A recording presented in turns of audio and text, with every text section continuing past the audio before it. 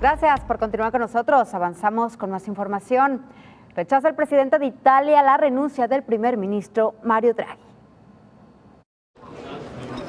El gobierno en Italia de Mario Draghi está en un limbo político. Tras presentar su dimisión y recibir la negativa del presidente Sergio Mattarella a aceptarla, el primer ministro del país transalpino tendrá que buscar apoyos para una moción de confianza el 20 de julio, después de haber superado otra este jueves. La votación incluía un nuevo decreto sobre medidas anticrisis que Draghi logró salvar, pero el movimiento 5 estrellas del ex primer ministro Giuseppe Conte, miembro clave del gobierno de unidad nacional, no dio su apoyo y el mandatario consideró que debía dimitir.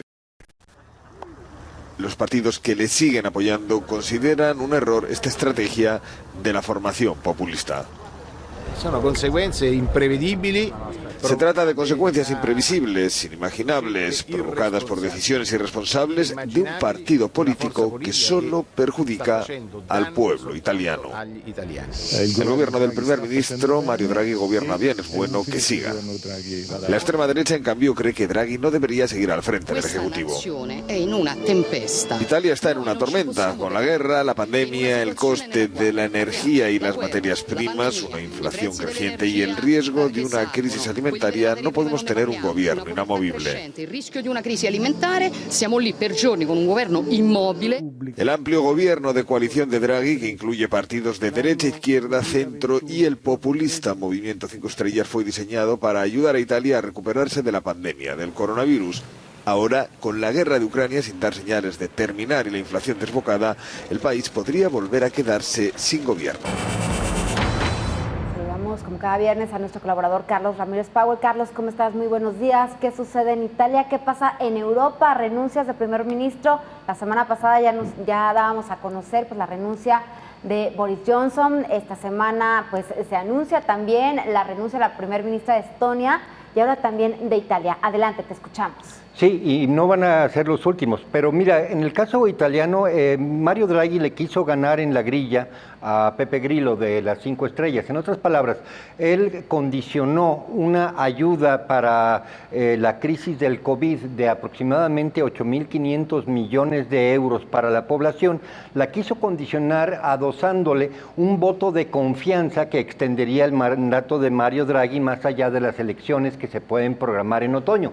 En otras palabras, se envenenó la píldora, puesto que el Movimiento 5 Estrellas no estaba dispuesto a dar un voto de confianza a Mario Draghi, a pesar de que Mario Draghi estaba impulsando una subvención que inicialmente había sido idea de 5 estrellas.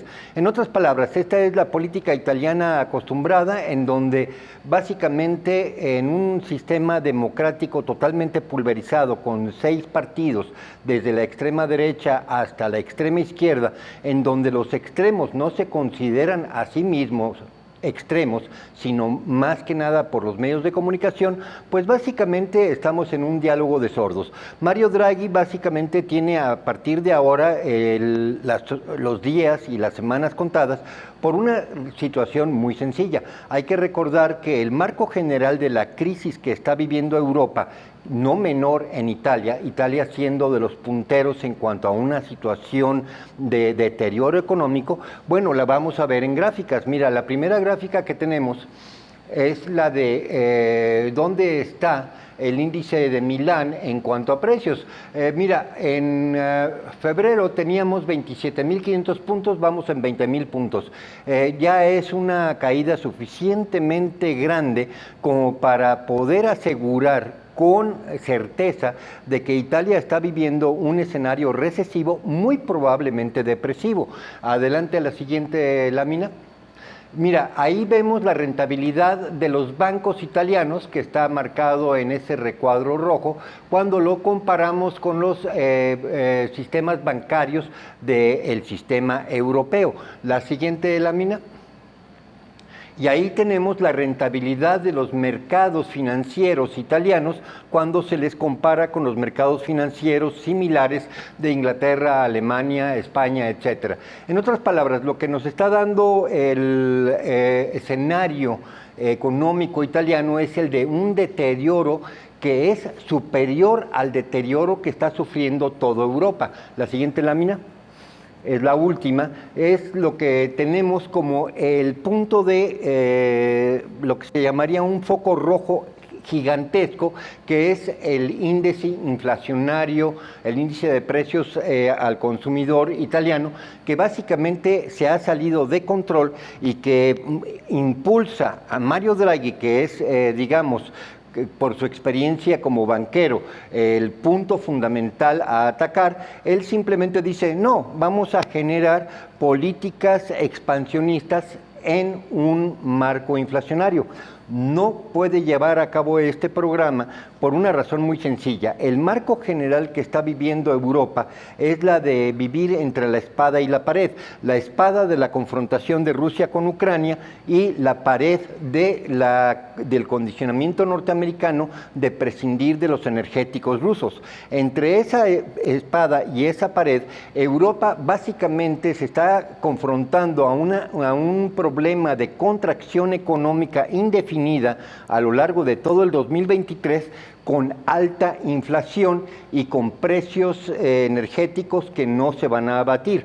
Te doy un dato muy interesante. Rusia en este momento, sin tener que bajar su producción petrolera, está exportando 3,5 millones de barriles, está cortando en esta semana el suministro de petróleo de Kazajstán a Europa, está reduciendo en 1,5 millones de barriles de petróleo el suministro a Europa. Esto, por supuesto, le pone un piso duro al petróleo en 99, $100, pero si le creemos a JP Morgan, conforme avance el otoño y el invierno y Rusia tenga más variables a su favor, Rusia sencillamente, con el superávit comercial que tiene en este momento, lo que va a hacer es presionar a Europa para que levante sanciones.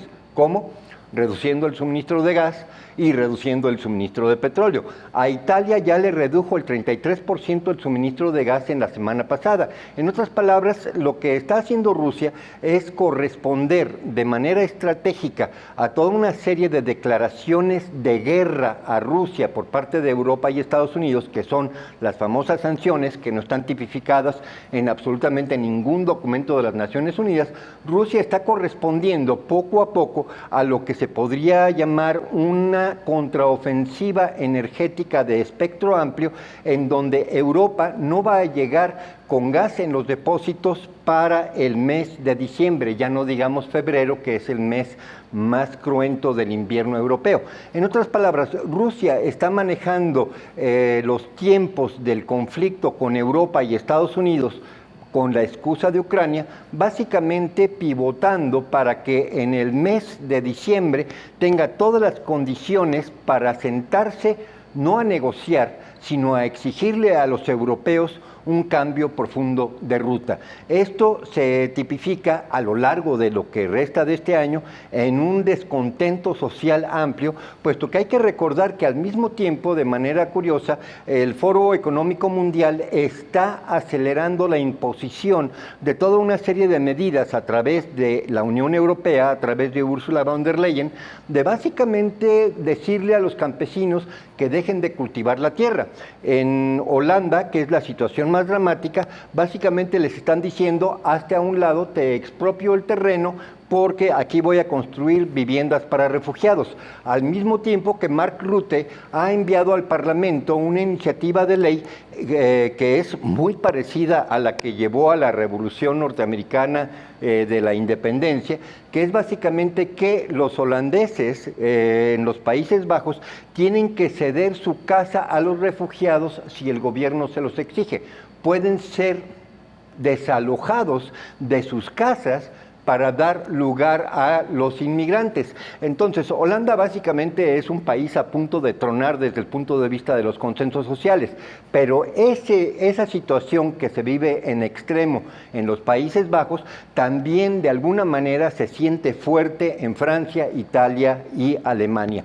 Por lo tanto, lo que tenemos es una situación en donde Vladimir Putin va a poder sentarse a exigir, que no a negociar con los países europeos a partir de octubre y noviembre, puesto que hay que recordar que en este momento en Europa no pueden acumular gas en sus depósitos por una razón muy sencilla. Están viviendo una ola de calor sin precedentes y por lo tanto están gastando el mismo gas que están ingresando, y hay que recordar que en este momento lo están pagando entre 5 y 10 veces más caro que hace un año.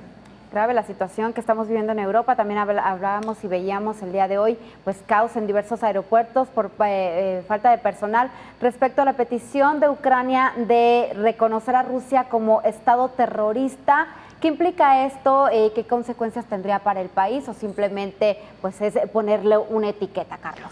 Bueno, significaría que Estados Unidos y la Unión Europea podrían apretar todavía más con sanciones, pero ahora a través de las Naciones Unidas. Mira, un comentario breve, lo de Vinnytsia, el ataque con misiles fue a un alojamiento de militares. En la explosión hubo daños a edificios aledaños, que son los que se mostraron, incluso una maternidad. Pero hay que recordar que el cañoneo contra la ciudad de Donetsk no únicamente ha durado 8 años, sino que en este momento se ha recrudecido. Estamos hablando de que están cayendo sobre Donetsk y otras ciudades de Lugansk y de la República de Donetsk, están cayendo entre 400 y 600 obuses de alto calibre sobre ciudades que no tienen ninguna importancia militar, y además están disparando misiles Toshka también sobre lugares civiles que no tienen importancia estratégica militar alguna. Perfecto, Carlos, muchísimas gracias como siempre.